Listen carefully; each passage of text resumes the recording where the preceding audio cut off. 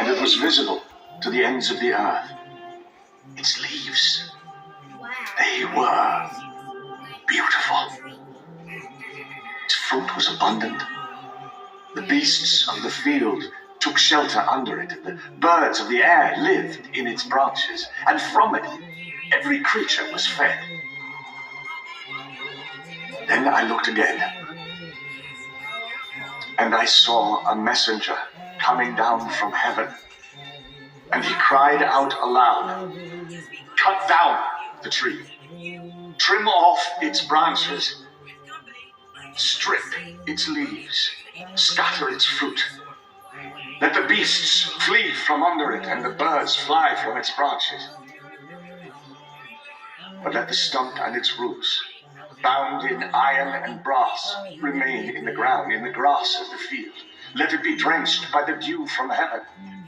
Let it live with the animals of the earth, and let its mind be changed from that of a man to the mind of an animal." This is the dream that I had. What does it mean?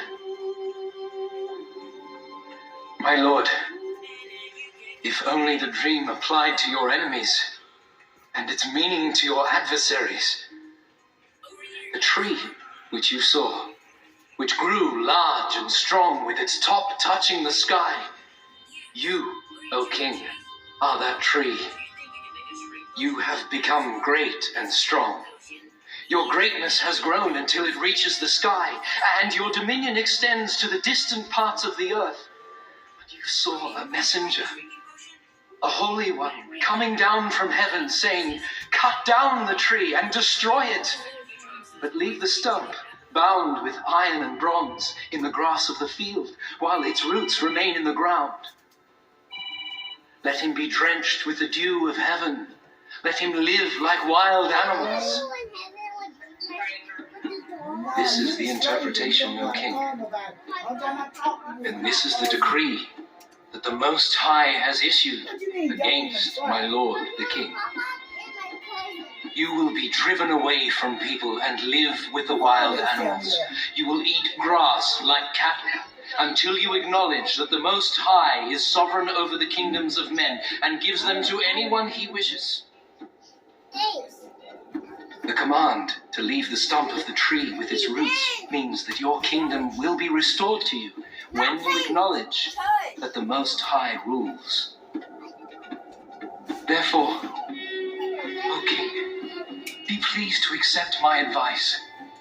Renounce your sins by doing what is right, and your wickedness by being kind to the oppressed.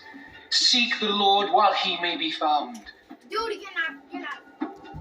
And it may be that your prosperity will continue. But the memory of kings is often short. And 12 months later, when the king was walking on the roof of the royal palace of Babylon, in all the world, is there anything like this? No, my king. My great wall, which, mountain-like, cannot be moved, I've made with mortar and brick. Its foundations I've placed upon the very bosom of the underworld. Its top I've raised mountain high. Is this not the great Babylon that I have built as my royal palace with my mighty power for the glory of my majesty? His words were still on his lips when a voice came down from heaven.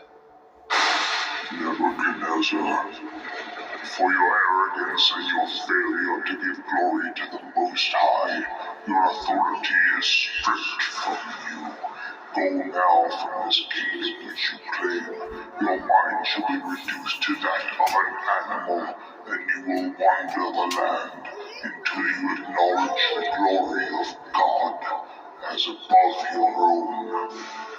Immediately what had been said about Nebuchadnezzar was fulfilled.